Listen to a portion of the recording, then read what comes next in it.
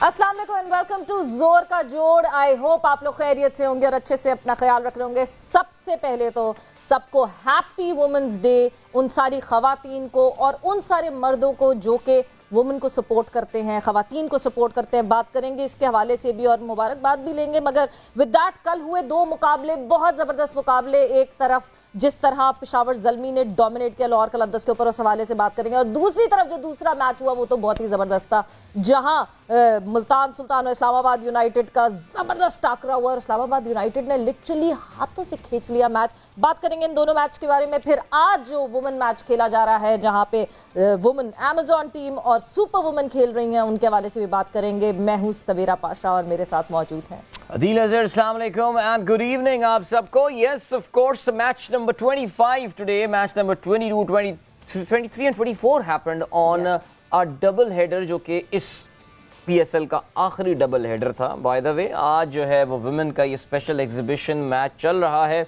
Of course इसका जिक्र भी रहेगा बिकॉज हमारी नुमाइंदा भी वहां पर मौजूद है। इरम की टीम जो है वो इस वक्त बैटिंग कर रही है और जिस धुआंधार अंदाज से उनकी टीम ने इस टारगेट को चेस करना शुरू किया है, मुझे तो लगता है कि शायद इरम की बैटिंग ही नहीं आ पाएगी। लेकिन खैर, हम दुआगो हैं कि उन्हें भी कुछ, maybe she would be playing the winning shot, so we will see if that really happens. छोड़ा हुआ है नुमाइंदा फील्ड पे हमने सोचे आप बस अभी कहीं देखेगा अभी डग आउट से जो है ना, हम शायद लाइव वहां से प्रोग्राम करना शुरू कर दें। लेकिन बहरहाल जी, ऑफ कोर्स आज बड़ा इंपॉर्टेंट मैच है, Peshawar Zalmi and Quetta Gladiators, because आज एक और टीम जो है वो पैकअप करके पाकिस्तान सुपर लीग से बाहर जा सकती है और जो 4 टीमें हैं प्ले ऑफ स्टेजेस की, वो भी फाइनलाइज हो सकती हैं। अपने लाहौर स्टूडियोज की टीम को हम प्रोग्राम में खुशामदीद कहते हैं।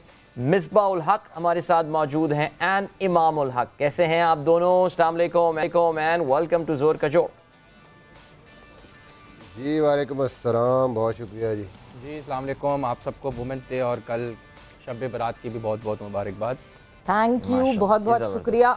आपने वुमेन्स डे की मुबारकबाद। मैं पता यही अभी जब इमाम बोल रहा था ना, तो मैं सोचा था, मैंने कहा मुझे तो मैं सोच कर आया था कि आज पहली बात ही मैं आपको हैप्पी वुमेन्स डे बोलूंगा, तो happy women's day. Thank you ji, thank you, बहुत बहुत। That's very nice actually. तो आज आई होप कि आपने सुबह, आपको you must have been treated like a queen this morning और सारी आपके हस्बैंड ने sleep a lot, yes, अच्छा, you got the chance to sleep a lot. yes, बस ये प्रिविलेज है हमारे लिए कि हम सो जाएं ज्यादा देर। But yes, thanks a lot. वैसे मैंने अदील से ये कहा था कि अदील भी पिंक शर्ट पहन के आए। आप लोगों से मैं कहना भूल गई थी, वरना जो पिंक्स आप लोगों ने पहले पहनी थी वो एक दफा फिर से आप लोग रिपीट कर लेते तो क्या वुमेन डे सेलिब्रेट करते हैं। पिंकीज बन के आ सकते थे वैसे। यस, बनना चाहिए था वैसे। इंजमा नहीं, सॉरी इंजी भाई, Misbah, you have played a pink day match, I think, जो breast cancer awareness, I think South Africa में जो पिंक में किया जाता है, इफ आई रिकॉल करेक्टली। जी जी बिल्कुल, याद ना कराएं, बड़ी मार पड़ी दोनों टीमों को। But Lala, I think Lala played a very very superb knock in one of those matches, अगर मुझे याद पड़ रहा है। एंड आई थिंक, मेरा ये ख्याल है वही मैच था। हाँ, Pakistan became the first team to beat South Africa in pink cloth. जी सॉरी, लॉन्गेस्ट 6 भी मारा था लाला ने, गोल्फ कोर्स में फेंक दी थी बॉल ऊपर स्टैंडों के ऊपर से। याद आ रही है कुछ? याद आ रही है बस वो मैं जल्दी आउट हो गया था, लाला के साथ पार्टनरशिप चल रही थी, बस वो गलती हुई, वरना लाला अकेले ही ले गए थे मैच। 88 में किया था लाला ले गए थे वो मैच। जबरदस्त, चले, नाइस मेमोरीज। हम भी खेले हुए हैं, हम भी उधर ही मैच खेले हुए पिंक डे में। अच्छा, वो वाला मैच हम जीते थे इमाम, अगर मैं गलती पर ना। जोहानिसबर्ग वो वाला नहीं, उसके बाद वाला जो टूर था 2018 आई गेस। ऑलराइट, यानी ये पिंक सूट नहीं कर रहा आप लोगों को, है ना? लेकिन हम जीत गए थे, उस शनिवारी ने 5 आउट किए थे, if I am not wrong, मुझे याद है। सोचें आप। चलें जी, मूविंग ऑन फर्दर। आज बहुत सारे मैचेस हैं जिनके हवाले से बात करनी है। ऑब्वियसली हमने पेशावर ज़ल्मी और लाहौर कलंदर्स की तो काफी बात कर ली थी, क्योंकि साथ साथ वो मैच चल रहा था। बस ये, बट यस, प्रेडिक्शंस क्या हुई क्या नहीं हुई, उस हवाले से जरूर बात करेंगे। और उसके बाद हुआ दूसरा मुकाबला, और दूसरा मुकाबला था मुल्तान सुल्तान वर्सेस इस्लामाबाद यूनाइटेड। पहले मेरा ख्याल से मैच समरी पे नजर डाल लेते हैं और फिर हम अपनी कॉन्वर्सेशन का आगाज करते हैं। एब्सोल्युटली जी, Islamabad United was in action against Multan Sultan. जाहिर इस मैच का आपको अंदाजा है, this was a fight for the second position, second slot in this points table, जिस पे हम नजर डालेंगे। और जाहिर है आपको पता है कि टॉप 2 टीमों को जो एडवांटेज होता है वो ये होता है प्ले ऑफ में दे प्ले अ क्वालिफायर, यानी उनके पास 2 ऑप्शंस मिल जाते हैं। अगर वो पहला मैच हार भी जाते हैं, so they play in an eliminator which is a reward for them for ending in the top 2। और अब लग ऐसा रहा है, जो हम अपने प्रोग्राम में बात कर रहे थे, Multan Sultan is surely losing steam yesterday, because कल का मैच जिस पोजीशन पे मुल्तान सुल्तान ले आया था, they should not have lost the game from there। क्यों हारे ज़ाहिर है, ऑफ कोर्स, या मिसबा से बात करेंगे। पहले मुल्तान सुल्तान ने बैटिंग करते हुए 205 रन बनाए 5 विकेटों के नुकसान पे। शान मसूद ने अपने अब तक इस पीएसएल की सबसे अच्छी इनिंग खेली, 50 गेंदों पे 75। और टिम डेविड, वो कहते हैं ना कि आ गया और छा गया, अपने पहले मैच में ही टिम डेविड ने जो है वो कमाल बैटिंग की, 27 गेंदों पे 60 रन बनाए, जिसमें 5 छक्के और 4 चौके शामिल थे। अगर हम बॉलिंग के हवाले से बात करें तो best bowler, pick of the bowler was Shadab Khan yesterday for Islamabad United. 26 run देकर उन्होंने 2 खिलाड़ियों को आउट किया। 2 विकेटें ही मिली मोहम्मद वसीम को, लेकिन वसीम गेव 48 रन। जवाब में एज आई सेड अर्लियर, एक मौके पे ऐसा लग रहा था जिस वक्त 6 खिलाड़ी आउट हो चुके थे। आसिफ अली जब आउट हुए थे, इनफैक्ट जब 7 आउट हो गए थे 159 पे, तो it felt like the game is all over. लेकिन राना फ़हीम अशरफ के इरादे जो थे वो कुछ और थे। उन्होंने आखिरी ओवर में 18 रन बनाए, which is the highest in Pakistan Super League in a final over to win a game, and he did that with a ball to spare, यानी 5 गेंदों पे 18 रन बना के उन्होंने कर दिया मैच खत्म। 26 गेंदों पे 51 रन बनाए फ़हीम अशरफ ने। He was adjudged man of the match. Bowling की बात करें, अनवर अली ने 3 खिलाड़ियों को आउट किया, 33 रन देखे, वेल बोल्ड टू हिम। और Ehsanullah as always was among the wickets, 2 खिलाड़ियों को उन्होंने आउट किया। सो इस मैच में कामयाबी हासिल की इस्लामाबाद यूनाइटेड ने with 2 wickets with 1 ball to spare. और इसी मौके पे ऐसा करते हैं, जरा अब हम पॉइंट्स टेबल पर भी जो है वो नज़र डाल लेते हैं। और पॉइंट्स टेबल पर जो है वो सूरत हाल कुछ ऐसी है दैट लाहौर कलंदर्स तो इस वक्त पहली पोजीशन पे है ही है, लेकिन इस्लामाबाद यूनाइटेड ने अब कंसोलिडेट कर लिया है अपने आप को सेकंड पोजीशन पे। और until and unless Peshawar Zalmi has got some amazing plans for the remaining 3 games, Islamabad United लग यही रहा है कि कम से कम टॉप 2 में जो है वो ज़रूर फिनिश कर रहा होगा। मुल्तान सुल्तान लगातार तीसरा मैच आ रहा है, नंबर 3 पर आ गए हैं। Peshawar Zalmi number 4। Karachi Kings of course may be appearing on number 5 right now, but हम जो बात कर चुके हैं उनका पाकिस्तान सुपर लीग अब क्वालिफिकेशन का कोई भी चांस नहीं बचा है। हाउएवर कोयटा ग्लैडिएटर्स अगेन अगले अपने आखिरी 2 मैचेस जो है वो अगर बहुत ही ज़बरदस्त मार्जिन के साथ जीतने में कामयाब हो जाता है, then they do stand a chance. So ये है सूरत हाल इस वक्त पॉइंट्स टेबल की।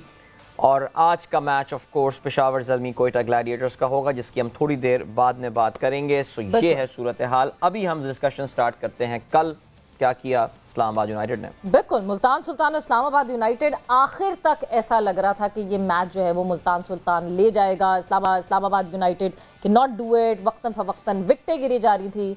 मगर मुझे लगता है ये जो मिसबा आपने टीम बदली ना, इस्लामाबाद यूनाइटेड से आपने दगा की और मुल्तान सुल्तान चुन ली, तो इस्लामाबाद यूनाइटेड ने कहा अभी हम बताते हैं। मिसबा क्या हुआ कल? आई थिंक बहुत ज़बरदस्त परफॉर्मेंस। स्पेशली खुशी की बात यह है कि Shadab back in form, both with the ball with the bat, बहुत ही ज़बरदस्त किस्म की इनिंग। और जो फ्लुएंटली जैसे उसने बैटिंग की कल, वो नज़र आया कि पुराना शादाब जो पिछले PSL 2 में हमने देखा है, उस तरह का शादाब हमें नज़र आया। रन्स करना कोई बड़ी बात नहीं होती, बट जिस तरीके से उसने खेला और जिस तरीके से वो मिडल कर रहा था बॉल को, that was looking very good. और फिर फ़हीम कंटिन्यूड दैट, वो जो प्रीवियस 2 मैचों से वो फॉर्म एक उसकी वापस आई है। और जब वो कॉन्फिडेंट हो तो वो आपने देखा टेस्ट मैचेस में उसने पाकिस्तान के लिए बड़ी मुश्किल पिचेस पे बड़ी अच्छी इनिंग्स खेली है। स्पेशली जो ऐसी बॉलिंग लाइनअप वो डोमिनेंट है, जो फास्ट बॉलिंग है उनके पास, ज़्यादा स्पिनर्स नहीं है, पिच भी थोड़ी ऐसी है जहाँ पे पेस और बाउंस अच्छा है, तो ये कंडीशंस भी उसको सूट करती हैं। और बड़ा ही कैलकुलेटेड किस्म की इनिंग्स उसने खेली। कम देखा है ऐसे मैचेस इस तरीके से किसी भी बंदे के लिए जिताना, कि एक तरफ से बिल्कुल अकेला रह गया था। और जैसे आज आखिरी 3 ओवरों में उसने मैच, आखिरी ओवर में भी 18 run, been held by some poor field placement, कि आपका आप ऑफ स्टम्प के बाहर यॉर्कर्स कर रहे हैं, आपका थर्ड मैन ऊपर है, आपका पॉइंट ऊपर है, क्लूलेस हैं आप। तो वही बात हो गई जो मैंने शुरू में मुल्तान में, जब मुल्तान सुल्तान जीत रही थी और इवन इस्लामाबाद भी, दोनों के बारे में मैंने एक चीज़ कही थी कि कहीं ना कहीं ये अपनी बॉलिंग्स की वजह से आके फंसेंगे, क्योंकि मुल्तान सुल्तान के पास कोई भी एक्सपीरियंस फास्ट बॉलर नहीं है। अब अगर एहसानुल्लाह की बात करें तो शेयर पेस पे और एक्सपेक्टेशन से बढ़ के परफॉर्मेंस किया उसने। पहला PSL T20 बड़ा टूर्नामेंट, इस तरह की परफॉर्मेंस वो मेरे ख्याल में कोई भी इस तरह एक्सपेक्ट नहीं कर रहा था। उसने आउटस्टैंडिंग परफॉर्मेंस की है। दूसरी तरफ अगर देखें, उनके पास ना नए बॉल से कोई एक्सपीरियंस बॉलर है, ना ही उनके पास डेथ ओवर्स में कोई एक्सपीरियंस बॉलर है। सुहेल खान और इमरान खान सीनियर, पीछे वो मेरे ख्याल में मेन रोल उन्होंने प्ले किया था, सुहेल तनवीर। अब मेरे ख्याल में मुल्तान पछता रही होगी कि हमें इन तीनों में से कोई एक बंदा तो ऐसा रखना चाहिए। और ये तीनों ऐसे बॉलर थे कि जो डेथ में भी अच्छी बॉलिंग कर रहे थे, नए बॉल से भी अच्छी बॉलिंग करते हैं और अटैकिंग लेंथ पे बॉल करने वाले बॉलर, स्पेशली पिंडी की कंडीशंस में। यहाँ पे पहले 6 ओवर्स बड़े इंपॉर्टेंट है with the ball and with the bat also. और अगर आपके पास वहाँ इम्पैक्ट डालने वाला बॉलर नहीं है तो फिर लेटर ऑन आपके लिए बड़ा मुश्किल हो जाता है। और मुल्तान शुरू में कोशिश कर रहा था किस तरह हमारे 6 ओवर ख़त्म हो जाए, फिर हम अपना मेन बॉलर उसामा लेके आए और एहसान लेके आए। तो मतलब वो 6 ओवरों तक आप गेम जो है ना अगली टीम को सेट करके दे देते हैं। तो यही एक वजह है मेरे ख्याल में मुल्तान की कि वो फंसे हुए हैं एंड के ओवर्स में। वो कराची वाली सिचुएशन है कि बिल्कुल ही जितना भी रन हो रोकना आपके लिए मुश्किल हो जाते हैं। एब्सोल्युटली इमाम, मैं अभी मैच की आपको पता है कि डिफरेंट वेबसाइट्स पे विनिंग प्रोबेबिलिटीज जो है वो निकाले हुए होते हैं। So there was a point in time when Multan की जो विनिंग प्रोबेबिलिटी थी दैट वाज 99%, 99 पॉइंट समथिंग %। और वहां से इस्लामाबाद यूनाइटेड जो है वो मैच आके जीता है। साइकोलॉजिकली, नफ्सियाती तौर से, how big a blow this is for Multan Sultan? क्या मुल्तान सुल्तान बहुत जल्दी पीक कर गया था इस टूर्नामेंट में और अब वो उनको जो है वो ज़रा प्रॉब्लम हो रही है गालबन इस विशेष सर्कल से अपने आप को बाहर निकालने के लिए? So how do you see them going forward इमाम? देखिए अदिल भाई, ये टूर्नामेंट ऐसे होते हैं ना कि यहाँ पे अगर आपके 1-2 मैचेस गंदे या आप जीती हुई पोजीशन से हार जाए ना, तो आपको एक ब्लो सा जाता है और आपका जो है ना एक थोड़ा सा मोमेंटम टूटता है। इसमें कोई शक की बात नहीं, क्योंकि अब जिस तरह की सिचुएशन आ गई ना, फ्रंट सिचुएशन है, क्योंकि मुल्तान ये एक बिल्कुल उन्होंने माइंड में बनाया हुआ था, जिस तरह उनका स्टार्ट हुआ था कि हम टॉप 2 में तो लाजमी होंगे। अब उनको ये वाला मैच कल प्रेशर में था कि यार इस्लामाबाद राइट टाइम पे पीक कर रही है, ज़ल्मी की भी बॉलिंग अच्छी हो गई है, तो we have to win this match. तो वो मुझे थोड़ा सा लगा कि वो थोड़ा सा प्रेशर में थे कल। और दूसरी बात, मुझे आज मैंने कल भी मैच देखा, अगर आपने ज़ल्मी की बॉलिंग भी देखी, ठीक है ज़ल्मी जीत गया और उनसे 205 रन जो चेज नहीं है। हमारी डेथ बॉलिंग अच्छी नहीं हो रही, we have to accept it. हमारे पाकिस्तानी बॉलर्स की डेथ बॉलिंग कल अगर आप देखें, जिस तरह हुसैन तल्लत और सिकंदर रजा भी और शाहीन भी, जो बॉल का जो उनका प्लान था ना, वो एक मेरी समझ से नहीं आया, वो क्या प्लान से बॉलिंग कर रहे थे। और अभी मिसबा भाई ने भी बात की कि इलियास ने थर्ड मैन और आपका पॉइंट ऊपर है और आप यॉर्कर कर रहे हैं ऑफ स्टंप के बाहर, तो वो मेरे लिहाज से वो एक फ्री हिट सी बन जाती है। आप उसमें कोई मुझे अभी तक नहीं नजर आया लाहौर के अलावा कि लाहौर की जो डंडों में यॉर्कर करते हैं। देखें, जब आप बीच में विकेट्स में यॉर्कर करते हैं ना, आपके पास लेग बिफोर का चांस है, आपके पास विकेट्स का चांस है, यहाँ पे एक बहुत मुश्किल हो जाता है। तो दूसरी चीज़ ये है कि मुल्तान अब फंस रहा है कि बार बार हम इस बात पे कहते हैं कि जी एक एक्सपीरियंस, एक जेन्युइन फास्ट बॉलर, उसका मकसद हरगिज यही होता है कि एक एक्सपीरियंस जो आपको बचा सके, एक सेकंड प्लान आता है। अभी इनका अनवर अली बहुत अच्छी बॉलिंग कर रहा है, तो जिस वजह से ये बच रहे हैं। लेकिन अगर अन्नू भाई को अगर आप बीच में 6 ओवर में थोड़ा एक्सपोज करेंगे तो Anwar Ali can go for बहुत ज्यादा रन्स जा सकते हैं, क्योंकि जिस तरह की विकेट्स हैं। और एहसानुल्लाह, जैसे मिसबा भाई ने कहा, अपनी एबिलिटी से ज्यादा इस परफॉर्मेंसेस दे रहा है इस PSL में। लेकिन इसके अलावा आप देखें तो उनका कोई ऐसा थ्रेट नहीं ले रहा। जो उनका मेन थ्रेट था ना कराची में, वो ये था कि उसामा मीर को आके ना बीच में वो विकेट्स ले रहा था, ठीक है, और बॉल फंस रहा था कराची में। अब वो ऐसा इतना हो नहीं रहा, उसने आउट किए लेकिन इज गोइंग फॉर 40 रन, 38, 40।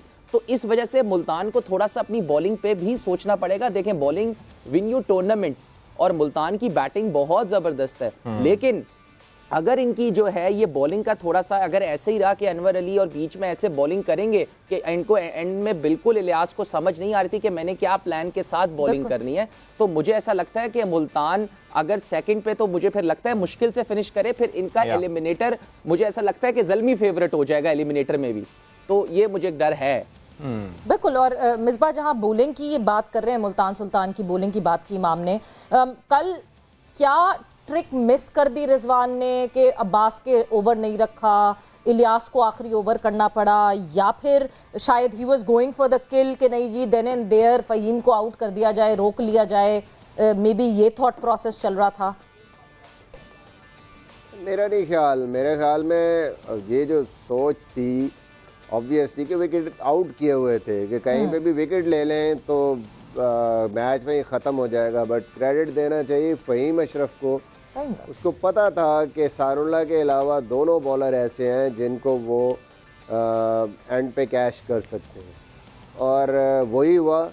एहसान को उसने आराम से वो निकाल दिया और दूसरों को उसने अटैक किया। इवन अब्बास भी उस तरह की बॉलिंग नहीं कर रहे। देखिए आप, मुझे ये समझ नहीं आती कि पूरे ओवर में बॉलर्स एक यॉर्कर मुश्किल से मारते हैं, एक यॉर्कर। अब पिंडी की पिच पे आप स्लोअर वन भी उतना इफेक्टिव नहीं है, ज़रा सा 19-20 बॉल। अब जो वसीम जूनियर से छक्का खाया है कल उसने स्लोअर वन करके, मतलब आपको समय वसीम का सबको पता है इतना अच्छा पिच है, पेस है, बाउंस है, उसके लिए थोड़ा सा शॉर्ट ऑफ लेंथ अगर उसको बॉल करो तो उसके लिए मुश्किल है। आप स्लोअर वन करके उसे ये निशानी है कि आप बंदे को नहीं देख रहे सामने कौन खेल रहा है, कंडीशन को नहीं देख रहे कि कहाँ बॉल करना है।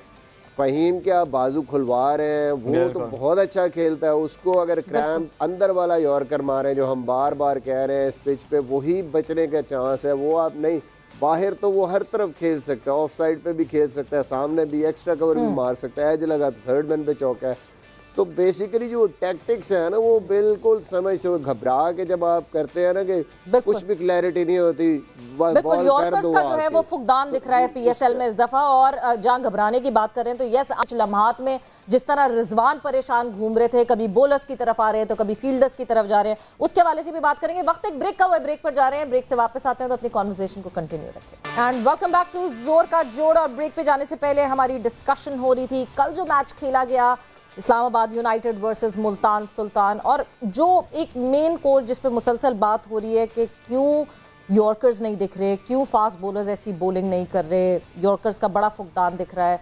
बट एक चीज़ जो कि जिस तरह के कमबैक की हम इस्लामाबाद यूनाइटेड की बात कर रहे हैं, इमाम मैं वापस आपकी तरफ आऊँगी। हमने देखा कि जी बॉलिंग की बात हो रही है, मुल्तान सुल्तान की बॉलिंग जो है वो वीकलिंग है, मगर दूसरी तरफ इस्लामाबाद की बॉलिंग पे भी हम कहते हैं कि वो वीकर साइड है।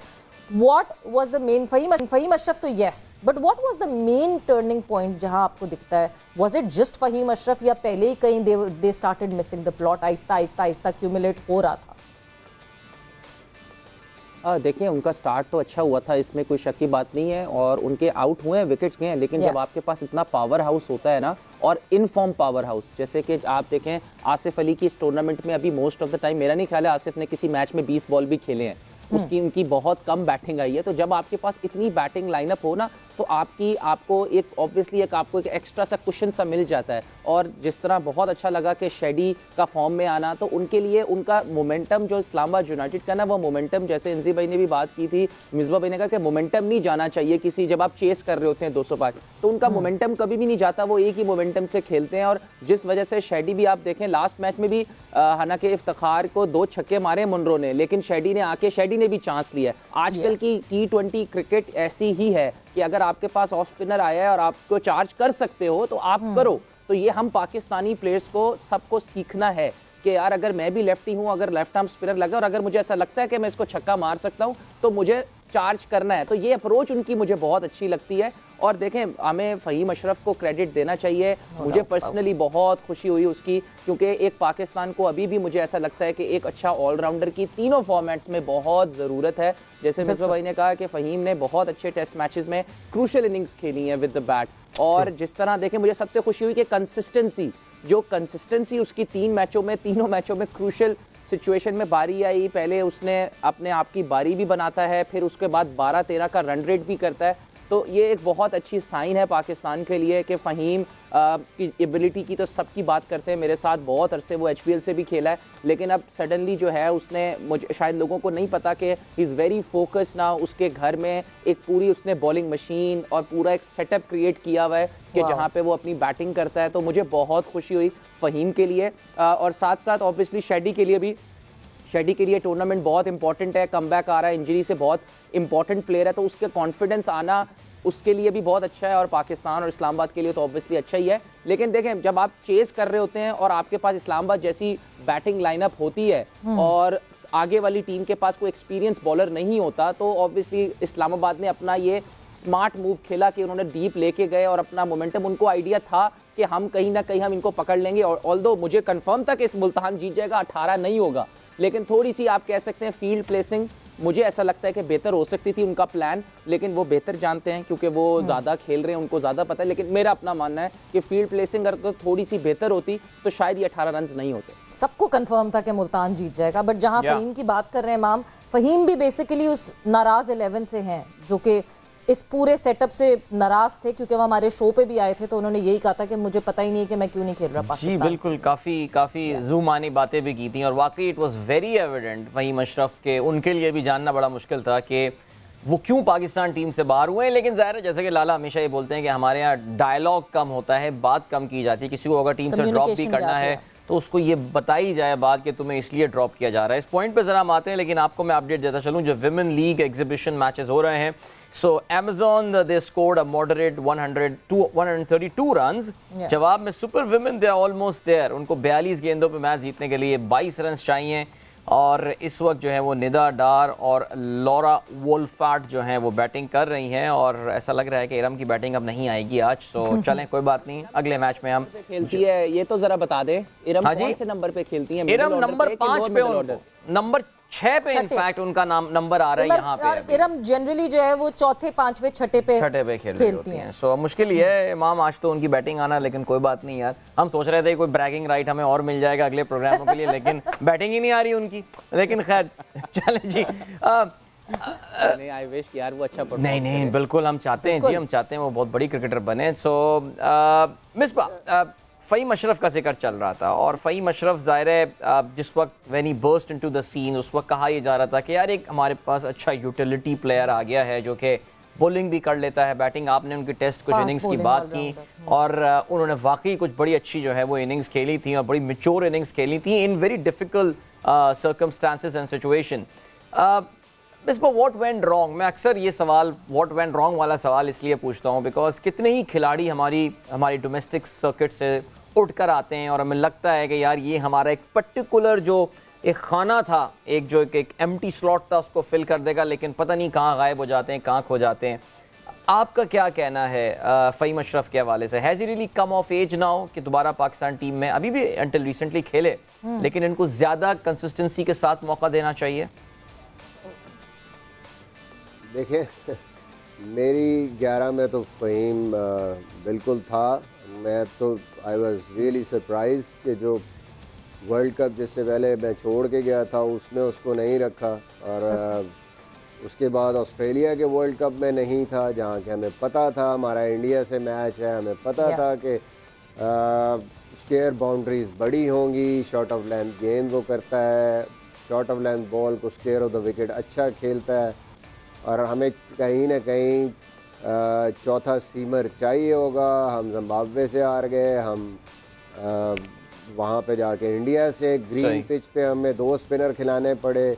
तो मुझे लगता है कि प्लानिंग हमारी मेरी समझ से तो वो बाहर थी वो सिलेक्शन, और एक बड़ी वजह भी थी उस टाइम, ये एक जो डिबेट थी सिलेक्शन की, क्योंकि फ़हीम से हम एक्सपेक्ट क्या करते हैं जब वो T20 या वनडे में खेलता है, 12 बॉल 10 बॉल, बड़ी मुश्किल से किसी मैच में उसकी ज़्यादा बारी आ जाती है। एवरेज हम उसकी कंपैरिजन करते हैं बैट्समैनों के साथ। सही। तो ये जब किसी को आपने ना किसी पे छुरी चलानी होती है ना, तो फिर ये बड़ा अच्छा एक जवाब है। आप उसकी पोटेंशियल, उसका कैपेबिलिटी देखें। अब नज़र आ रहा है ना कि उसकी पोटेंशियल, उसका टेस्ट मैचों में आपने देख लिया कि यार न्यूजीलैंड, इंग्लैंड, हर मुश्किल कंडीशंस में एक बंदा आपको स्कोर करके दे रहा है। True. इट मींस कि उसका पोटेंशियल है, आप उसके Potential है, नंबर्स बिल्कुल। ना देखें, उसको अपॉर्चुनिटी कितनी मिल रही है वो देखें। मिसबा ये डिस्कशन को बिल्कुल, इस ये डिस्कशन फहीम को हम की कंटिन्यू discussion को करेंगे हम- एब्सोल्युटली, लेकिन अभी हमें एक ब्रेक की जाने बढ़ना है, सो ब्रेक से वापस आते हैं and we'll carry on with our discussion on Faheem Ashraf as well, और आने वाले मैच पे ही बात करेंगे। Don't go anywhere and keep watching जोर का जोड़। यस, वो आगे बैक, एक बार फिर से आपको खुशामदीद कहते हैं जोर का जोड़ में, और हम बात कर रहे थे ब्रेक पे जाने से पहले the mystery around Faheem Ashraf, यानी मिसबा अपना पॉइंट ऑफ व्यू बता रहे थे और मिसबा ये कह रहे थे कि जो उनकी जो टीम है उसका तो वो बहरहाल हिस्सा थे, लेकिन आपने बात करते हुए मिसबा, मैं दोबारा आपके ऊपर आऊँगा and I want you to complete what you was saying, क्योंकि हमें ब्रेक पे काफ़ी अब्रप्टली जाना पड़ गया था।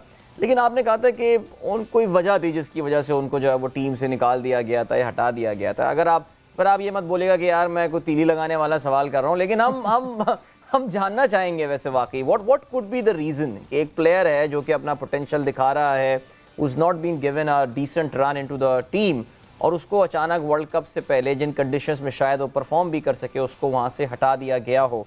क्या लॉजिक होगी इसके पीछे? देखिए, मैंने पहले बात की ना कि लॉजिक उसके पीछे बड़ी सिंपल है कि हम एवरेजेस जब देखते हैं तो हम कहते हैं लो जी इसकी तो 20 की एवरेज है या 19 की एवरेज है, तो आप जो बंदे को 7वें या 8वें नंबर पे बैटिंग दे रहे हैं 20 ओवर के मैच में या वनडे मैच में, वहाँ आप उसकी क्या एवरेज चेक करेंगे? मतलब है, इसका मतलब है वो अपने लिए नॉट आउट आ जाए और टीम को मरवा दे। तो वो जब टीम के लिए खेलेगा, हिट आउट करेगा, तो उसकी एवरेज 19, 20 या 18 की होनी है। उसको तो ओवर कभी भी 15, 20 शायद ही कभी मिले एक आध दफ़ा पूरे साल में। तो फिर एवरेजेस नहीं देखते, ओवरऑल उसकी वो टाइम देखते हैं कि वो कैसे परफॉर्मेंस है उसकी वहाँ पे। साउथ अफ्रीका सीरीज़ अच्छी खेल के आया, वो जहाँ पे भी खेला उसने परफॉर्मेंस, जितना भी उसको मौका मिला उसने परफॉर्मेंस की। बाउंसी पिचेस पे सबसे मेरे ख्याल में बेहतर बॉलिंग करके आया। फिर ऑस्ट्रेलिया में क्यों नहीं हमने पिक किया उसको? तो ये वो सारी चीज़ें हैं जिनको और हम सोचते हैं कि हमारा विजन कितना है या हमारी क्रिकेट सेंस कितनी है कि हम सोचते हैं कि वसीम जूनियर उससे बेहतर ऑलराउंडर है। भाई वसीम जूनियर बॉलर हो सकता है, ठीक है, बेहतर बॉलर है, जाहिर है वो पूरा बॉलर है, लेकिन आप कहें कि वो ऑलराउंडर है और उसकी बैटिंग से आपकी एक्सपेक्टेशन हो, वो बॉलर है बेसिकली कि जो ठीक है 8-10 रन आपको कभी कर देगा। फहीम को एज एन ऑलराउंडर उसके साथ कंपैरिजन करना ये मेरी समझ से बाहर है। तो ये वो चीज़ें हैं कि जिनको आपने देखना है, पोटेंशियल देखना है एक बंदे का। जब आपने देखना है सिर्फ स्टैट्स देख के सिलेक्शन नहीं करनी, आपने देखना है कि इसको अपॉर्चुनिटी कितनी मिली है और ये कितना हमें फ़ायदेमंद हो सकता है अपने पोटेंशियल के मुताबिक, और कंडीशंस जहाँ सूट करती हैं वहाँ आपको उसको यूटिलाइज़ करना चाहिए। तो मेरा ख्याल है कि उसमें हमसे गलती हुई, हमें दोनों वर्ल्ड कप्स में गलती हुई। इवन एशिया कप का जो पहला मैच हम इंडिया से हारे, ग्रीन पिच थी, वहाँ भी हम 2 स्पिनरों से खेले और फंस गए। फिर भी हमें समझ नहीं आया, वर्ल्ड कप में हम फिर ऑलराउंडर नहीं लेके गए और पहला मैच फिर एग्जैक्टली ग्रीन पिच पे आया और हमने वहाँ पे 2 स्पिनर खिलाए, 3 फास्ट बॉलर सिर्फ खिलाए, जबकि इंडिया 4 से खेल रहा था, 4 सीमर्स के साथ। तो ये वो चीज़ें हैं कि जो being selection committee, being management, being decision makers, हमें भी इसका ब्लेम लेना है कि भाई ये हमारी गलतियां हैं, प्लेयर की गलतियां सिर्फ नहीं हैं। मिसबा, वैसे जो पहले मैच की आप बात कर रहे हैं ना वर्ल्ड कप की, because I was privileged enough कि मैं वहाँ थी। एक दिन पहले टीम मैनेजमेंट से मेरी पर्सनली बात हुई कि हम क्या 4 फास्ट बॉलर्स के साथ जाएंगे या 2 स्पिनर्स और 3 फास्ट बॉलर्स। तो मुझे टीम मैनेजमेंट से जवाब ही आया कि नहीं, 4 फास्ट बॉलर्स के साथ तो हम जा ही नहीं सकते, क्योंकि वो जी स्लो ओवर रेट का मसला हो जाएगा और आखिरी ओवर में फिर हमें फील्डर्स अंदर लेने पड़ेंगे तो वो इशू हो जाएगा। सो 4 फास्ट बॉलर्स से तो हम बिल्कुल भी नहीं जाएंगे, हमारा प्लान नहीं है। और उसके बाद इवेंचुअली हमें वो करना पड़ा। तो उसके पीछे तो खैर ये थॉट प्रोसेस था, तो आप अंदाज़ा लगा सकते हैं कि क्या थॉट प्रोसेस चल रहा था। बट इमाम, जिस तरह फ़हीम की बात हो रही है, फ़हीम ने यहाँ हमारे शो पे ये बात कही कि उन तक ये खबर पहुंची कि फ़हीम को खेलने का शौक नहीं है, इस वजह से उनको टीम से निकाल दिया गया है। मगर अकॉर्डिंग टू हिम, जाहिर सी बात है, जो मेन चीज़ एक उन्होंने करनी है वो वही करेंगे। तो खेलने, उन तक ये बात पहुंची कि फ़हीम को खेलने का शौक नहीं, इसलिए वो टीम से बाहर थे। देखिए सवेरा, इसीलिए मैंने एक बात अभी इससे पहले की कि जिसमें मैंने ये मेंशन किया कि वो बहुत फोकस्ड है, क्योंकि फ़हीम मेरा बहुत अच्छा दोस्त है, मुझे भी ये उसने बात शेयर की थी। तो इसीलिए मैंने कहा कि ताकि लोगों तक पता चले कि ऐसा नहीं हो सकता कि जिसका देखें ब्रेड एंड बटर क्रिकेट है, वो ये ज़रूर है कि वो गलतियां ज़रूर कर सकता है, लेकिन अगर आप ये कहें कि खेलने का शौक नहीं है, बहुत हार्ड स्टेटमेंट है। तो प्लेयर्स को लग सकती है ऐसी बात। और उसने माशाल्लाह एक पूरा एक अपना घर का स्ट्रक्चर ऐसे बनाया हुआ है कि जिसमें बॉलिंग मशीन है, उसने एक विकेट बनाई हुई है जहां पे पूरा स्ट्रक्चर उसके लोग आते हैं, तो ऐसी बात नहीं होनी चाहिए। और देखें ये एक प्लेयर का नहीं है, इस तरह के बहुत सारे प्लेयरों को ऐसी बातें सुनने को मिलती हैं। तो मैं इस वजह से कह रहा हूं कि हमारे अभी एक मिसबा भाई ने बात की कि एक क्लैरिटी जरूर होनी चाहिए कि अगर कोई टीम में आ रहा है उसकी भी क्लैरिटी और जो टीम से ड्रॉप हो रहा है उसकी भी क्लैरिटी। देखें आज मैं पाकिस्तान के लिए खेल रहा हूं तो कल हो सकता है साइम खेले, लेकिन दोनों को क्लैरिटी मिलनी चाहिए कि भाई हम आपको इसलिए रख रहे हैं, आपकी ये परफॉर्मेंसेज हैं, और अगर ड्रॉप कर रहे हैं तो आपको इसलिए ड्रॉप कर रहे हैं कि आपकी इतनी नहीं। और मेरा एक सबसे बहुत इशू होता है कि इक्वल अपॉर्चुनिटीज मिलनी चाहिए प्लेयर्स को। ऐसा नहीं हो सकता कि इमाम अगर सीनियर हो गया 6 साल तो उसको 8 चांसेस मिलेंगे और एक नया बच्चा आया उसको 2 चांसेस मिलेंगे। ये ऑनेस्टी नहीं है, मुझे ऐसा लगता है कि ये नहीं होना चाहिए। देखें आपकी परफॉर्मेंस, सेंट्रल कॉन्ट्रैक्ट जब बनता है ना तो आपकी परफॉर्मेंस से बनता है। आपने उधर सबको इक्वल दे दिया आपने कि जी जिसकी जो परफॉर्मेंसेस थी वो ए में है, वो बी में, वो सी। लेकिन जब 11 अंदर जाते हैं ना तो वो पाकिस्तान के लिए जीतने के लिए जाते हैं, तो you have to treat everyone equally. तो इक्वल अपॉर्चुनिटीज से ये होता है कि टीम का माहौल पता चलता है कि यार सबके लिए हम सब एक हैं। तो ये चीज बहुत होनी चाहिए जो मैंने बाहर देखा है कि होती है। हमारी पाकिस्तान टीम में थोड़ी सी मुझे लगता है कि हमारी इक्वल अपॉर्चुनिटीज हमें प्लेयर्स को नहीं मिलती, तो वो मिलनी चाहिए ताकि सब अपने आप को एक पूरा मौके के बाद एक्सप्रेस कर सकें। बिल्कुल। और वाकई पाकिस्तान टीम में ये जो सीनियरिटी कार्ड है ना ये बड़ा भारी है, और काफी दफा जो है एक यंगस्टर का जो डेब्यू वो भी इसी वजह से बहुत अरसा ले जाता है, बहुत अरसा गुजर जाता है, बिकॉज वो सीनियरिटी का जो एक आपके पास जो कार्ड है वो बहुत वजनी होता है। बट वक्त हुआ एक ब्रेक का, ब्रेक पर जा रहे हैं, ब्रेक से वापस आएंगे तो डिस्कशन कंटिन्यू करेंगे। Alright, welcome back। एक बार फिर से आपको खुशामदीद कहते हैं। जोर का जोड़ में अदील और सवेरा आपके साथ हैं, और इस प्रोग्राम का आज एक सिग्निफिकेंट हिस्सा जितना भी हमने किया है, हमने फ़हीम अशरफ के हवाले से डिस्कशन किया विद मिसबा एंड विद इमाम, और इतना तफसीली डिस्कशन हुआ कि सवेरा ने कहा कि चलें अभी फ़हीम से आपकी मैं बात भी करवा देती हूँ। तो हमारे साथ इस वक्त मौजूद हैं इस वक्त के हीरो, कल के मैच के hero, man of the match, और ऐसा लग रहा है कि भरपूर फॉर्म में PSL में आ चुके हैं फ़हीम अशरफ। अस्सलाम वालेकुम फ़हीम, वेलकम टू जोर का जोड़। वालेकुम सलाम, थैंक यू भाई। अच्छा फ़हीम, पहला सवाल तो मैं जरा पूछता हूँ। अभी ना आपके आने से पहले इमाम ने आज 2 दफा एक बात बोली कि आपने अपने घर में कुछ इस तरह का अरेंजमेंट कर दिया है कि आपने बॉलिंग मशीन लगाई हुई है और जबरदस्त सेटअप किया हुआ है, जबरदस्त अरेंजमेंट कुछ की हुई है। तो ये आपके लाहौर वाले घर में है या फूलनगर वाले घर में, कहाँ पे ये करवाया है, और कुछ अरेंजमेंट के बारे में हमें भी बताइए। घर फूलनगर में ही है, फूलनगर में किया हुआ है साहब। Very good. और बॉलिंग मशीन, नेट्स वेट सब लगे हुए हैं, और इमाम खेलता है वहां जाके? नहीं, ये लोग तो वैसे भी नहीं अभी तक आए, इन सबको तो कहता रहता हूँ। ये लोग तो में जाते हैं करने। ग्रेट। सो फ़हीम, सबसे पहले तो कांग्रेचुलेशंस, जबरदस्त परफॉर्मेंसेस आपकी, और मतलब वो कहते हैं ना कि दरवाजा तोड़ एंट्री, सो एक्चुअली उसी तरह की परफॉर्मेंसेस आ रही हैं लगातार पिछले 3-4 मैचेस से। जिस तरह इस्लामाबाद को आप घसीट के वो कहते हैं ना फाइनल की लाइन क्रॉस करवा रही हैं, कमेंडेबल, बहुत अच्छी परफॉर्मेंस आपकी। देखिए जी, मेरा इसमें कुछ नहीं है, सारी टीम की वजह से ही हम लोग यहाँ तक पहुँचे। होता ज़रूर है कि सम स्टेज पे आके आपको थोड़ा सा क्रूशियल मोमेंट पे परफॉर्मेंस देनी पड़ती है, लेकिन मैं कहता हूँ एज अ टीम हमारी टीम यहाँ पे आज खड़ी है कि वो आज प्लेऑफ में क्वालिफाई किया हुआ। बिल्कुल। मिसबा, आप कुछ अगर बात करना चाहेंगे, पूछना चाहेंगे फ़हीम से? बाय द वे फ़हीम, हमारे साथ मिसबा और इमाम मौजूद हैं इस वक्त। So yes Misbah. जी बहुत मुबारक हो फ़हीम, बहुत खुशी हुई आपकी परफॉर्मेंस देख के, स्पेशली विद द बैट।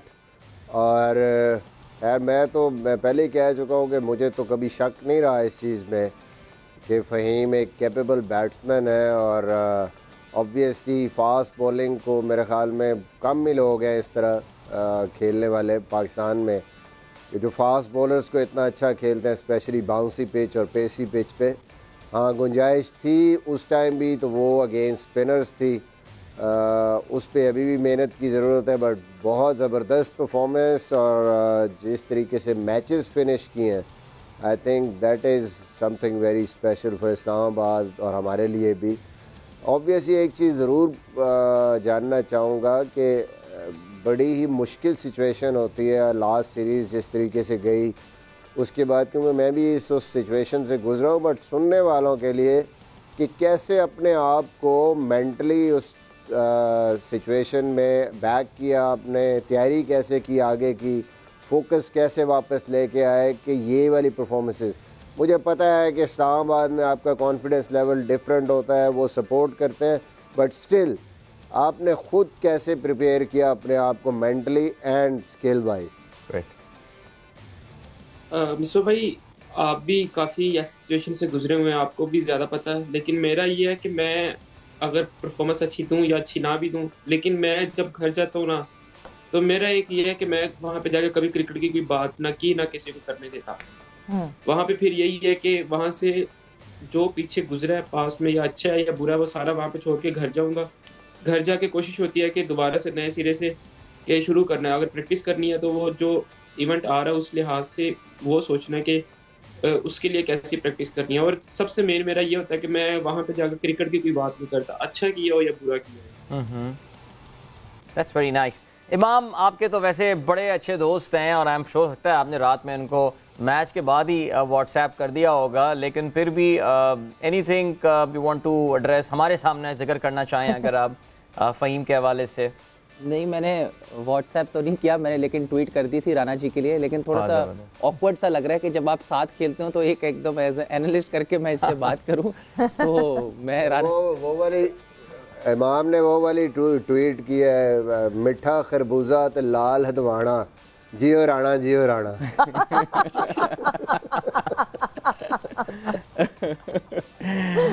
जबरदस्त। लेकिन नहीं, मुझे टू बी ऑनेस्ट बहुत खुशी हुई राना के लिए। माशाल्लाह राना जी का जो है मेरा पुराना बहुत ताल्लुक़ है और मैं हमेशा इसको परफॉर्म करते हुए देखना चाहता हूँ, क्योंकि इसमें बहुत एबिलिटी है with the ball and bat. और अच्छा लगता है कि जब ये एक आप, मुझे खुशी होती है कि जितने भी सुन रहे हैं, देखिए जब आपको कंसिस्टेंट अपॉर्चुनिटी और एक अच्छे माहौल में आपको क्रिकेट खेलने को मिलती है तो आप देखें कि एक सडनली प्लेयर का जो एक मेंटल लेवल है और एक ऐसा लगता है कि कंसिस्टेंसी कैसे आ गई है। तो राना जी इसके लिए मेरे लिए गुड लक है, ऐसे ही खेलते रहो। बाकी बस इसको मैंने कहता मेरा घर बन रहा है, ईंटें बहुत महंगी हो गई हैं, ऐसे कह रहा है ईंटें पहुंचा दे। क्या बात है। ईंटें इतनी महंगी नहीं हुई, लेकिन उसका जो कैरेज है ना वो अभी वो महंगा हो रहा है पेट्रोल की वजह से। वैसे फ़हीम अशरफ फ़हीम जी जी जी फ़हीम कह रहा है कि ईंटें एक ही सूरत में पहुंचा सकता हूं, तुम आओ सर में मारूंगा। वैसे फ़हीम की एक खास बात है, फ़हीम जब भी परफॉर्म करते हैं ना तो बॉलीवुड का एक पुराना गाना 90s का हमेशा टाइमलाइन पे नजर आना शुरू आता है। मैं उसकी लाइनें बता नहीं सकता, लेकिन आई एम श्योर राना साहब ने खुद भी नोट किया होगा। बस राणा जी से माफी मांगी जाती है, माफी मांगी जाती है राणा जी से उस गाने बिल्कुल। सुना तो होगा फ़हीम आपने वैसे। माशाल्लाह, अंदाजा हो गया आपका कितनी फिल्में देखते हैं। अच्छा फ़हीम, वैसे टेक अस थ्रू आखिरी ओवर में 18 रन, लाइक ये एक पीएसएल रिकॉर्ड आपने बना दिया।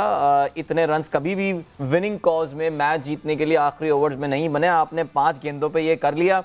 कुछ लग रहा है जैसे बल्ले के साथ मकनातीस लगा था, जिस तरफ आप बैट ले जा रहे थे बॉल वहीं पे आके वो पीछे 4 भी गया, छक्का भी गया। Take us through that over Faheem. 18 run चाहिए हो, अच्छो के गिव अप कर जाते हैं, क्या आपके जहन में चल रहा था? देखिए जी, उस टाइम मैं थोड़ा सा आपके सवाल को थोड़ा सा एक एक्सटेंड करूंगा उसको। श्योर। वो जो शॉट फ़हीम ने वो जो छक्का मारा है पीछे, जो लैप कर दिया ऑफ साइड पे, तो मैं ये पूछना चाहूंगा वो सोचा था कि इधर बॉल आएगा मैं ये शॉट खेल दूंगा, या बस बॉल आया तो आपने वो खेल दिया? मिसबा में पहला बॉल जो वाइट बॉल हुआ था उस पर मैं एक्सपेक्ट नहीं था कर रहा कि इधर प्लान करें, क्योंकि उन्होंने फील्डिंग नॉर्मल ली हुई थी। लेकिन बाद में उन्होंने ना वाइट जॉर्कर की फील्डिंग ले ली थी। जो शॉर्ट फाइन था वो भी उन्होंने शॉर्ट थर्ड मैन की तरफ ले लिया था, तो फाइन पे सिर्फ एक फील्डर था सर्कल में और एक मिड विकेट डीप थी। तो तब मुझे तकरीबन 90-95% था कि अब ये वाइट जॉर्कर ही करेंगे। तो मैंने अपने आप को बैक किया। जरूरी चीज जो मैं साथ दुआ कर रहा था, या अल्लाह 2 बाउंड्री चाहिए, 2 बाउंड्री बस लग जाएंगी तो मैच जीत जाएगा। तो खुद को बैक किया, कोशिश की है कि मैं वहाँ पे अगर एक बाउंड्री मिलती है तो एक आधी किसी ना किसी तरीके से ले लेंगे। तो वो जो एग्जीक्यूट किया है वो 100% हुआ है। तो उसी वजह से वो एक तो चौका हुआ है। मैंने भी रोमी भाई को बोला कि रोमी भाई मुझे नहीं पता कहाँ से हुआ, लेकिन हो गया। रोमी भाई यही कह रहे थे, रोमी भाई भी यही कह रहे थे कि बस लगा रहा है, इंशाल्लाह हो जाएगा। तो दूसरे पे फिर उन्होंने सेम कोई फील्ड चेंज नहीं किया, सेम रखी हुई थी। तो फिर मेरा यही था कि अब मैंने जो भी है ना वहाँ पे जाके दोबारा से यही कोशिश करनी है। हो सकता है कि अगर मैं 100% कनेक्ट हो जाए तो बाउंड्री मिल जाएगी। छक्के की उम्मीद नहीं थी, चौके की जरूरत थी कि चौका कहीं ना कहीं मिल जाएगा। बस भाई जबरदस्त। मतलब ये कि वो जो कहते हैं ना कि उस वक्त जिसने अच्छे तरीके से प्रेशर एब्जॉर्ब कर लिया उसने बाजी जीत ली, और वही लगता है कि आपने वो प्रेशर एब्जॉर्ब कर लिया।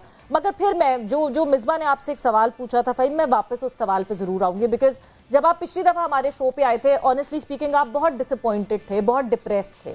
उस डिसअपॉइंटमेंट से, उस डिप्रेशन से निकल के अपने आप को मोटिवेट करना, क्योंकि बहुत सारे और प्लेयर्स हैं जो कि बहुत ज़्यादा अब जब चले जाते हैं ना उस फेज़ में, तो उससे निकलना बहुत मुश्किल होता है। मोटिवेट करना अपने आप को एंड देन परफॉर्मेंसेस देना, कितना मुश्किल था ये सफ़र फ़हीम? मुझे नहीं लगता कि ज़्यादा मुश्किल है, क्योंकि मेरी सिंपल सी आदत है। इमाम लोगों को भी पता है कि मैं घर जाता हूँ तो मैं सिर्फ उन्हीं के तक रहता हूँ। मेरे जितने घर में इतना बड़ा सेटअप लगाया हुआ आपने क्रिकेट का, आप कहते हैं मैं क्रिकेट की बात ही नहीं करता घर में।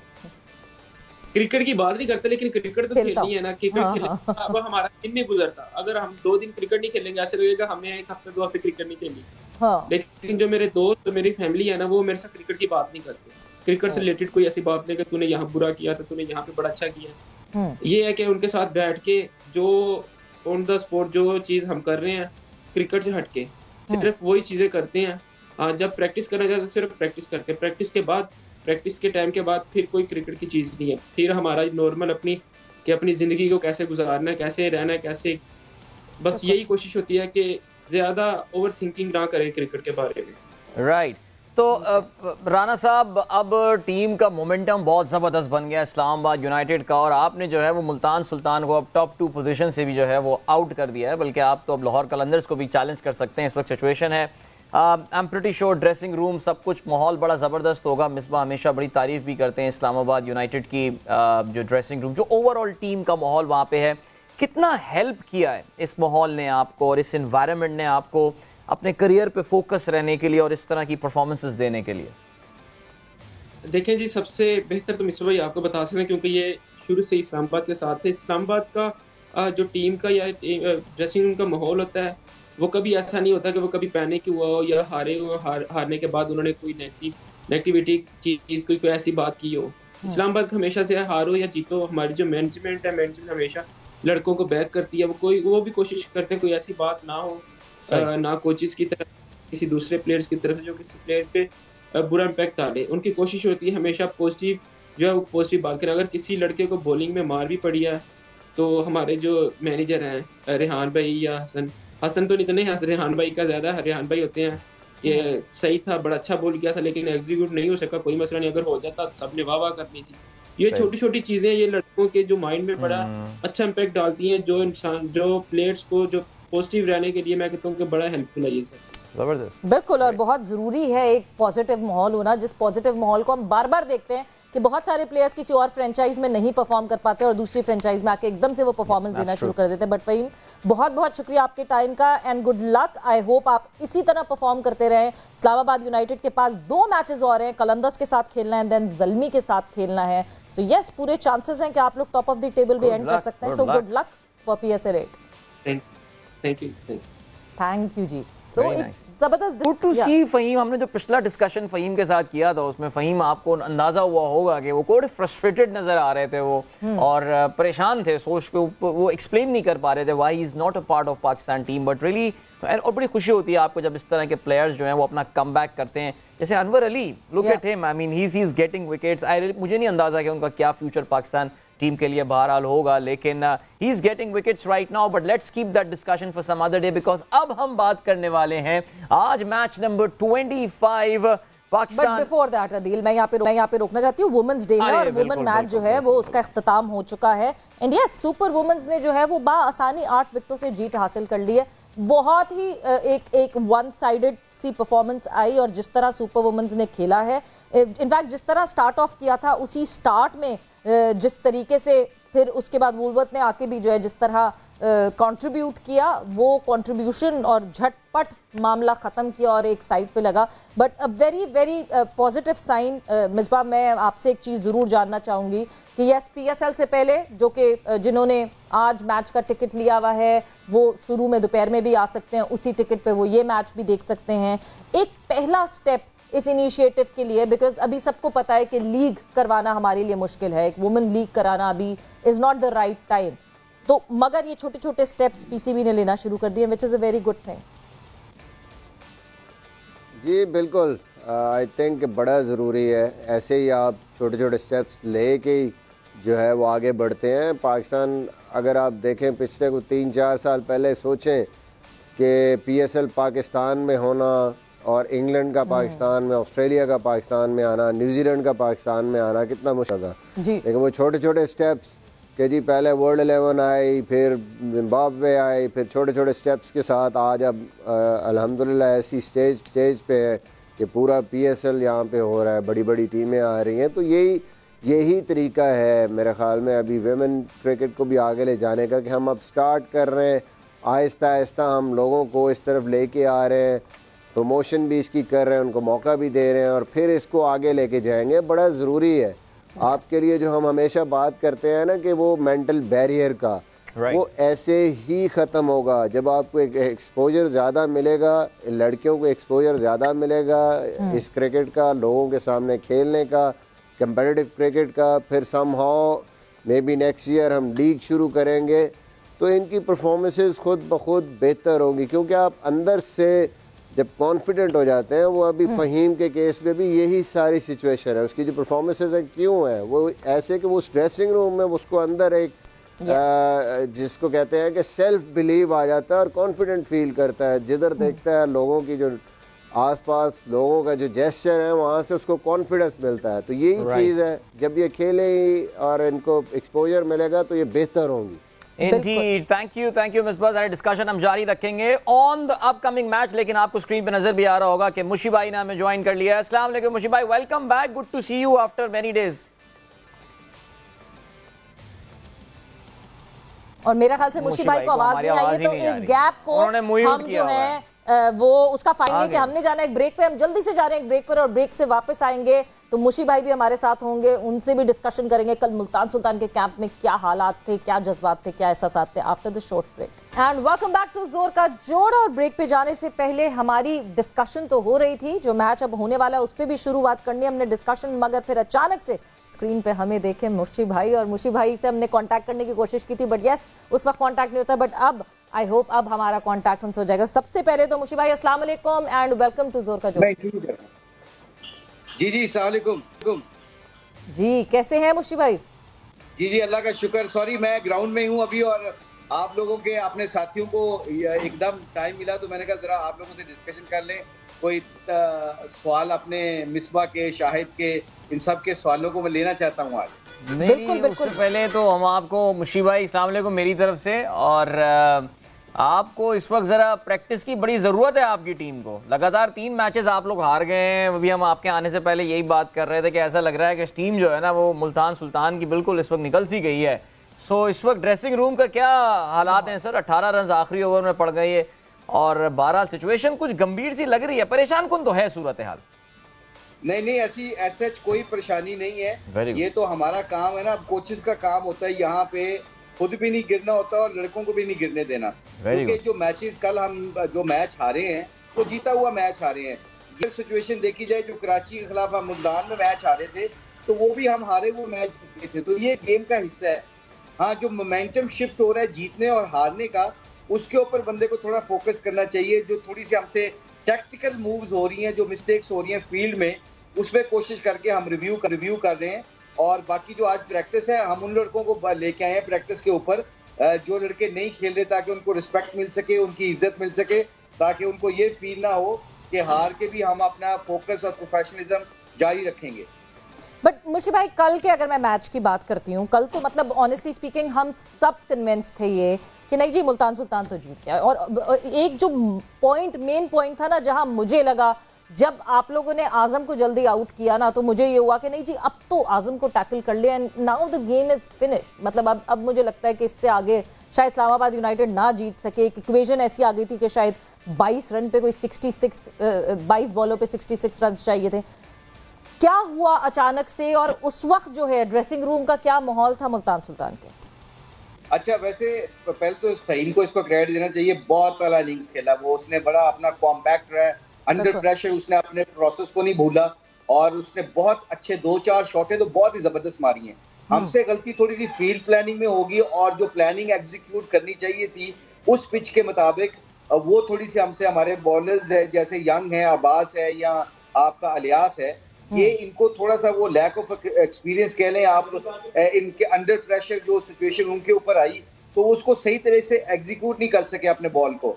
उसके अलावा तो हमारा बिल्कुल मैच एज यू सेड के 95% हमारे हाथ में था, तो ये सम टाइम ऑपोजिशन को भी क्रेडिट जाता है। और थोड़ी सी जो हमसे मिस्टेक हुई एज यू सेड कि हमने वो जो फील्ड पोजीशन थी हमारे से वो गलती हो गई, और जो अलियास ने ओवर किया 19 रन, उससे पहले अब्बास ने जो किया है वो थोड़े से एक्सपेंसिव ओवर इसलिए हो गए कि हम फहीम को जो उसकी एरिया था उस एरिया में जैसे सीधा बॉल यॉर्कर मारने चाहिए थे, यॉर्कर जो थे ना वो यॉर्कर सीधे वाले स्टंप टू स्टंप, वो जब आपको 22 बॉलों पे 57 या 53 चाहिए होते हैं ना, तो आपको विकेटों में ज्यादा बॉल रखने चाहिए ताकि वेरिएशन भी विकेटों में करें, ताकि एंड तक आपको विकेट मिलने का चांस रहे। क्योंकि वाइड आप वाइड यॉर्कर करते हैं यहाँ, तो फिर आपकी फील्ड पोजीशन ऐसी होनी चाहिए जिसके ऊपर आपको थोड़ी सी प्रोटेक्शन मिल जाए। So having said that, credit तो फहीम को जाता है, मगर ये कि हमारे थोड़ा सा प्लान सही एग्जीक्यूट नहीं कर सके हमारे लड़के, जो कि हो सकता है प्रोफेशनल लोगों से। बिल्कुल। लाला अभी हमारी स्क्रीन पर जो है वो अब नमूदार हो गए हैं, तो उनको भी हम प्रोग्राम के इस आखिरी हिस्से में माशाल्लाह अचानक और रौनक बढ़ गई है। अस्सलाम वालेकुम लाला, कैसे हैं आप? अस्सलाम वालेकुम जी सबको, अस्सलाम वालेकुम। वालेकुम सलाम। हम तो कल वो तो शायद होएगा ना, वो ऐसे ही ये तो देखे ना, ये तो हमारा सदियों का जोड़ है। वनडे में भी हम इकट्ठे खेले, टेस्ट मैचों में भी इकट्ठे खेले, इकट्ठे क्या खेले खुशी भाई, वो सारी चीजें ठीक है, वो सब ठीक है, वो सब ठीक है। बातें आप पहले दिन से करते हुए आ रहे हैं, आप मेरी बहुत तारीफें करते रहे पहले दिन से। आप मुझे बताएं कि क्या आप as a bowling coach Multan Sultan कल जो मैच हारा है, मेरे ख्याल में इतने बड़े कोच या दावे करना कि मैं बॉलिंग कोच, मैं प्लेयरों को गिरने नहीं देता, ये नहीं करने देता, कि मुशी भाई इतने आपके जो बॉलर है जो आप नाम ले रहे हैं, ये तो काफी अरसे से डोमेस्टिक क्रिकेट खेल रहे हैं, सीजनल प्लेयर्स हैं, इनको आपने किस प्लान के तहत खिलाया है? जरा प्लीज जवाब दें, हम सुनना चाह रहे हैं जरा। क्या उनसे यॉर्करें नहीं लगती? ये इतनी अच्छी पिचों पे ऑफ साइड से बाहर यॉर्करें कौन करता है? आप लोगों क्या बाहर से कोई मैसेज क्या कर रहे थे आप लोग? पहली बात तो है, मैं बॉलिंग कोच नहीं हूँ, अब से मैं मेंट्योर हूँ, आज से मैं मेंट्योर हूँ, बॉलिंग कोच नहीं हूँ। शायद अभी हुए, अभी नोटिफिकेशन आ रहा है जी, अभी हुए जारी होगी मेरी, मैं मेंट्योर हूँ, मैं बॉलिंग कोच नहीं हूँ। और दूसरी बात रही, सबसे खूबसूरत बात शायद ये है कि प्लान जो एग्जीक्यूट किए ना बिल्कुल ठीक थे, फील्ड पोजीशन गलत होती है कई दफा ना। एज ए बॉलर जो हमारा सबसे बड़ा प्रॉब्लम है ना डोमेस्टिक क्रिकेट में भी और हमारे कल्चर में भी, कप्तान एक टाइम तक आपको सपोर्ट कर सकते हैं, जब आप ग्राउंड में जाते हैं ना आपको फील्ड का पता होना चाहिए। अगर मैंने और शायद आपने गूगली करनी है, अगर मिड विकेट नहीं लेंगे तो बैट्समैन को पता चल जाता है कि जी अगर यहाँ से करेगा तो मैंने इसको इधर मिड विकेट पे मारना है। जब आप वाइड यॉर्कर करते हैं तो पॉइंट आपको पीछे लेना चाहिए, एक्स्ट्रा कवर पीछे लेना चाहिए, ताकि आप कभी भी एक बॉल के लिए फील्ड सेट नहीं करते होते, याद रखिएगा। As a batsman you tell me, अगर आपको पता वो कि बंदा बाउंसर भी कर सकता है, स्लो बॉल भी कर सकता है, वाइड यॉर्कर भी कर सकता है, उसमें थोड़ी सी हमसे गलती हो गई है। और ये जो प्लान जो होते हैं ना एग्जीक्यूट अंडर प्रेशर, कई दफा आपको भी पता है प्लेयरों ने जाके एग्जीक्यूट करने होते हैं, इसके ऊपर हम उनसे रिव्यू कर सकते हैं। जब आपने बात की है ना, सबसे इंपॉर्टेंट चीज है कि अब हमने गिरने नहीं देना, जैसे मैं हमेशा बिलीव करता हूँ। इस सिचुएशन में अगर इनको नहीं गिरने देगा, अगर दो मैच काम यही होता है। लेकिन मुशी भाई मैच बहुत जबरदस्त हुआ, मजा आया, लोगों ने बहुत एंजॉय किया, हमने बहुत एंजॉय किया है। बिल्कुल। और मुशी भाई आपके ज्वाइन इन करने से पहले, लाला और मुशी भाई आपके ज्वाइन इन करने से पहले फहीम भी हमारे साथ मौजूद थे, और फहीम ने एग्जैक्टली यही कहा कि लास्ट ओवर में उनको फील्ड प्लेसमेंट देख के अंदाजा हो गया था कि अब आने क्या वाला है, क्या होने वाला है, जिसकी वजह से वो ही वाज रेडी और वो चार्ज कर सके उस पे। मिसबाह, आप अभी यही बात कर रहे थे फील्ड प्लेसमेंट्स की, और जो हमने शुरू में बात की थी कि बॉलर्स और फील्ड प्लेसमेंट का एक कोऑर्डिनेशन और केमिस्ट्री उस तरह की दिख नहीं रही थी। देखिए ये वही बात आ गई ना कि ये सारी चीज़ें आप कब करते हैं, जब आपके पास एक्सपीरियंस होता है। और मैंने पहले मैच के बाद ही मुशी भाई से एक बात कही थी कि आपकी फास्ट बॉलिंग इनएक्सपीरियंस है, और कहीं ना कहीं ये चीज़ आप कहीं ना कहीं मुश्किल में आएंगे जब अच्छी पिचेस आएंगी, क्योंकि आपके नए बॉल पे भी एक्सपीरियंस नहीं है, फिर डेथ बॉलिंग में भी एक्सपीरियंस नहीं है। अभी तो आपके 2 बॉलर आउटस्टैंडिंग कर रहे हैं, लेकिन जब प्रेशर पड़ेगा, अच्छी पिच आएगी। और मुझे उस वक्त मैंने शायद ये भी कहा था कि जैसे ही आप यहाँ से निकलेंगे, लाहौर और पिंडी आएंगे तो थिंग्स विल बी डिफरेंट, क्योंकि यहाँ यहाँ नहीं बचते। आप देखें कि अच्छे बॉलर, एक्सपीरियंस बॉलर भी 10 एंड ओवर जा रहे हैं। तो जो यंग बॉलर हैं जिनको उतना एक्सपीरियंस नहीं है, ये जो सारी चीज़ें हैं, फील्ड प्लेसिंग, कौन सा बॉल करना है, इस पिच पे कैसे करना है, यंग बॉलर यही होता है कि जब 2 पड़ती हैं तो उनको फिर एग्जीक्यूशन का उनको कुछ समझ नहीं कि आपने थर्ड मैन और पॉइंट ऊपर रखा और ऑफ स्टंप के बाहर यॉर्कर मारने जा रहे हैं। एक तो बैट्समैन को पता है, फिर आपकी प्रोटेक्शन भी नहीं है। और दूसरी जो इम्पोर्टेंट चीज़ है कि मुझे लगता है कि ये जो पिंडी की पिचेस हैं, इस्लामाबाद है या जो भी टीम यहाँ पे कुछ ना कुछ एंड पे रोक रही है या बचा रही है रन्स, वो कैसे बचा रही है कि वो एटलीस्ट मार तो पड़ रही है लेकिन वो बॉलिंग उस प्लान के साथ करते हैं कि जहाँ विकेट का भी चांस हो, इवन आखिरी ओवर्स में भी। सिंपली अगर आप स्कोर रोकने के उससे जाएंगे कि स्लोअर वन करने हैं, बाहर यॉर्कर कर देना है इधर उधर, तो उसमें तो एक तो विकेट का चांस भी नहीं होता, दूसरा 14-15 रन हो ही जाते हैं। तो ये बड़ा इम्पोर्टेंट है। यहाँ पे जाना आपकी उस वक्त तक खलासी नहीं होगी जब तक वो बैट्समैन कोई भी सेट खड़ा है वो आउट नहीं होगा। बिल्कुल बिल्कुल, बहुत जरूरी है ये। अभी इस वक्त सबसे ज्यादा जरूरी है। लाला एक मिनट, लाला वक्त का मुकाबला तक हमने प्रेडिक्शन अभी तक ली नहीं है और प्रेडिक्शंस लेना बहुत जरूरी है क्योंकि फिर हमारे टेबल ऊपर नीचे हो जाएगा। तो time for predictions. Peshawar Zalmi versus Lahore Qalandar, सबसे पहले इस मैच की प्रेडिक्शन सबसे जानते हैं। लाला आपसे शुरू करते हैं।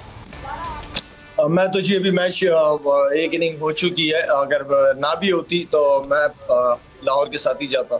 ठीक है, इमाम। मुझे पेशावर के ज्यादा चांसेस लग रहे हैं। मिसबा। चलो जी पेशावर ही पिक कर लेते हैं। इरम। जी मेरी तो लाहौर ही है। Islamabad United versus Multan Sultan, Misbah Islamabad mark कर दी जाए आपके लिए। आज मुझे लगता है फेवरेट टीमों का बुरा दिन है तो मैं अब टीम बदल रहा हूँ। आज मैं मुल्तान, आज टीम बदल रहे हैं। मुल्तान। Iram your team. नहीं जी मैं मुल्तान के साथ। इमाम आपकी टीम। जी मैं मुल्तान के साथ जाऊंगा। ओके जी, मुल्तान। लाला। इसको तो मैं इस्लामाबाद जी।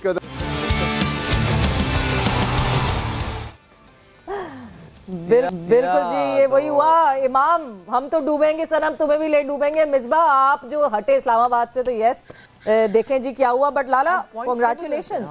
पॉइंट्स टेबल भी दिखा देते मेरे ख्याल से, वैसे तो बड़ा अच्छा रहता मेरे ख्याल से। अभी पॉइंट्स टेबल वक्त बहुत कम रह गया है आज और जल्दी से पॉइंट्स टेबल अगर आप देखें तो फिर well people are catching up on Misbah के 32 पॉइंट है और 16 right.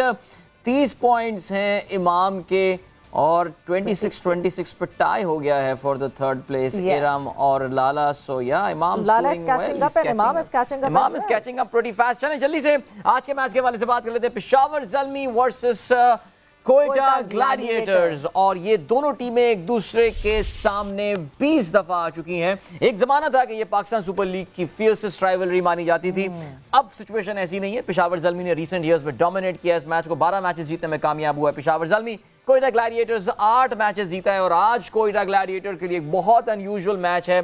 For the first time since the start of Pakistan super league 80 matches के बाद पहली बार कप्तान सरफराज एक्शन में नहीं होंगे, उनकी जगह नवाज कप्तानी करेंगे and Bismillah Khan has been drafted in who is actually from Quetta. बिल्कुल। सो मुशी भाई सबसे पहले आपसे, पेशावर ज़ल्मी या कोयटा ग्लैडिएटर?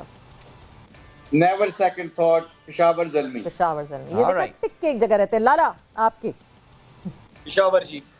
पेशावर, जबरदस्त। ठीक है। मिसबा? पेशावर जी, पेशावर। इमाम सोच रहे अलग से? जी पेशावर। इरम की प्रेडिक्शन हमारे पास आ गई है and Iram has gone with Quetta Gladiators. So yes, Iram ने जो है वो कोयटा ग्लैडिएटर्स चूज किया। सो अब देखते हैं कि क्या होता है क्या नहीं। चलें जी, great. Thank you so much gentleman. Thank you आप सबका बहुत शुक्रिया। लाला, मिसबा, इमाम अंगड़ाई ले रहे हैं, आराम करूंगा मैं अब। मुशी भाई thank you so much, good luck with your practice and stuff. Savera once again happy women's day to you. शुरू में मैं भूल गया था, आखिर में मैं नहीं भूला। आप लोगों से मुलाकात होगी कल एक बार फिर। अपना बहुत ख्याल रखिएगा। Till then goodbye, God bless and अल्लाह हाफिज।